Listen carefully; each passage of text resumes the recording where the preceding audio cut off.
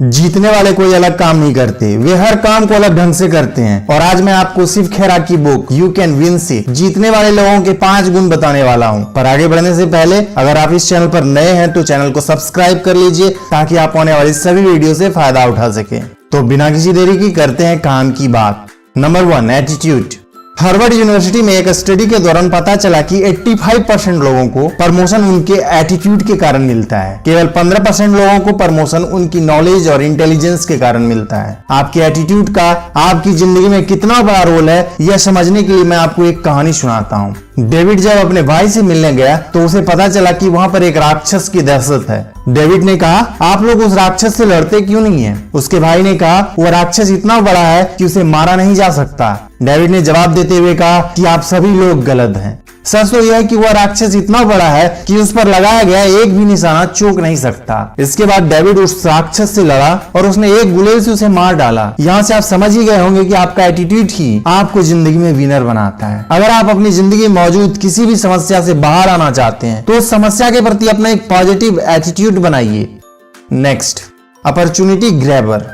आपको इसे समझने के लिए मैं एक कहानी सुनाता हूँ। एक साधु था, वह भगवान का बहुत बड़ा भक्त था। एक बार गांव में बहुत भीषण बाढ़ आई, चारों तरफ पानी ही पानी दिखाई देने लगा। सभी लोग अपनी जान बचाने के लिए ऊंचे स्थानों की तरफ बढ़ने लगे। जब लोगों ने देखा कि साधु महाराज अभी भी पेड़ के नीचे बैठे हैं तो उन्हें यह जगह छोड़ने की सलाह दी। पर साधु ने कहा, तुम लोग अपनी जान बचाओ, मुझे तो मेरा भगवान बचाएगा। धीरे धीरे पानी का स्तर बढ़ता गया और पानी साधु के कमर तक आ पहुंचा। इतने में वहां से एक नाव गुजरी। मल्लाह ने कहा, हे साधु महाराज, आप इस नाव पर सवार हो जाइए, मैं आपको सुरक्षित स्थान तक पहुंचा दूंगा। नहीं, मुझे तुम्हारी मदद की आवश्यकता नहीं है, मुझे तो मेरा भगवान बचाएगा। कुछ देर बाद बाढ़ और प्रचंड हो गई। साधु ने पेड़ पर चढ़ना उचित समझा और वहां बैठकर ईश्वर को याद करने लगा। तभी अचानक उन्हें गड़गड़ाहट की आवाज सुनाई दी। एक हेलीकॉप्टर उनकी मदद के लिए आ पहुंचा। बचाव दल ने एक रस्सी लटकाया और साधु को उसे जोर से पकड़ने का आग्रह किया। पर साधु फिर से बोला, मैं इसे नहीं पकड़ूंगा, मुझे तो मेरा भगवान बचाएगा। उसकी हट के आगे बचाव दल भी उन्हें लिए बगैर वहां से चला गया।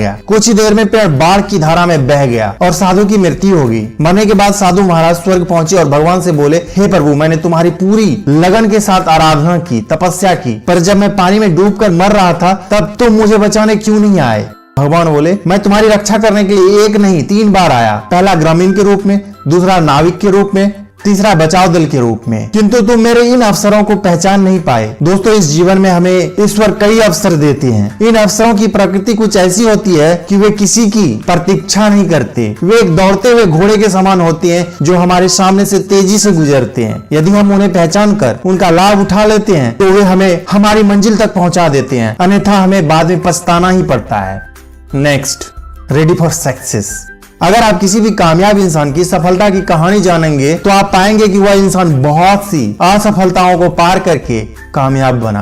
मैं आपको ऐसे इंसान की कहानी सुनाता हूँ जिसने सफल होने से पहले असफलताओं का समंदर पार किया। उस आदमी ने 21 साल की उम्र में व्यापार में असफलता प्राप्त की। 22 साल की उम्र में चुनाव हार गया। 24 साल की उम्र में उसने फिर से व्यापार में असफलता का सामना किया। 26 साल की उम्र में उसकी पत्नी की मृत्यु हो गई। 27 साल की उम्र में उसका मानसिक संतुलन बिगड़ गया। 34 साल की उम्र में वह चुनाव हार गया। 45, 47 और 49 साल की उम्र में उसे चुनाव में हार का सामना करना पड़ा।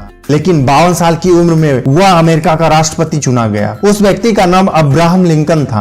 अब मैं आपसे एक सवाल पूछता हूँ कि क्या आपकी नजर में अब्राहम लिंकन एक असफल इंसान थे? आप 1 मिनट के लिए सोचिए। उन्होंने इतनी असफलताओं का सामना किया, अगर वे चाहते तो मैदान छोड़ सकते थे, लेकिन उन्होंने ऐसा नहीं किया क्योंकि वे जानते थे कि हार केवल एक भटकाव थी, सफर का अंत नहीं।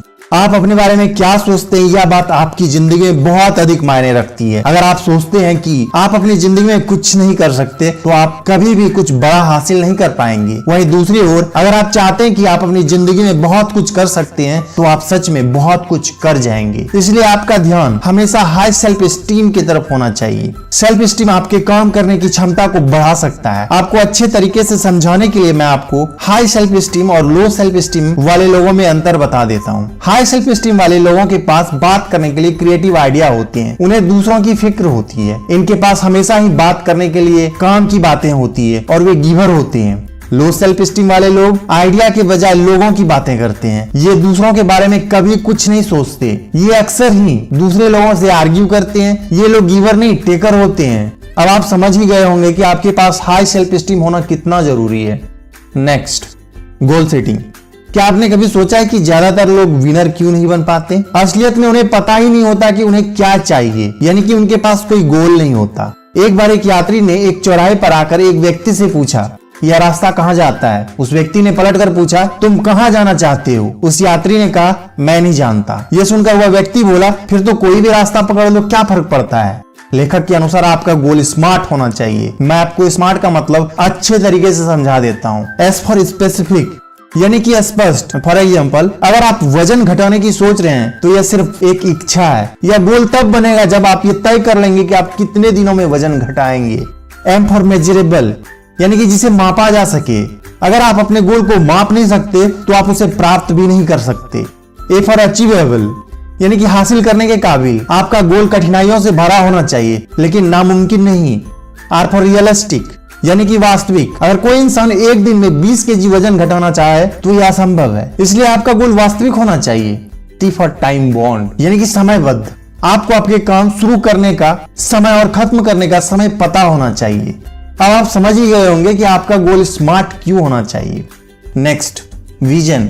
अगर आप दूर की नहीं सोचते तो आप कभी भी सफल नहीं हो सकते। उदाहरण के तौर पर, एक सुबह एक आदमी ने जब अखबार देखा तो न्यूज़पेपर में उसके मरने की खबर गलती से छपी हुई थी। खबर पढ़ने के बाद उसके होश उड़ गए। फिर उसने सोचा कि चलो देखते हैं लोगों ने उसके बारे में क्या कहा। अखबार में लिखा था, डायनामाइट का बादशाह मर गया और वह मौत का सौदागर था। ऐसा इसलिए लिखा था क्योंकि उसने डायनामाइट की खोज की थी। यह पढ़ने के बाद वह सोचने लगा कि क्या उसे इस तरह याद किया जाएगा। उसने खुद से कहा, मैं ऐसा नहीं चाहता कि लोग मुझे इस तरह याद रखे। और उस दिन के बाद उसने शांति के लिए काम करना शुरू कर दिया।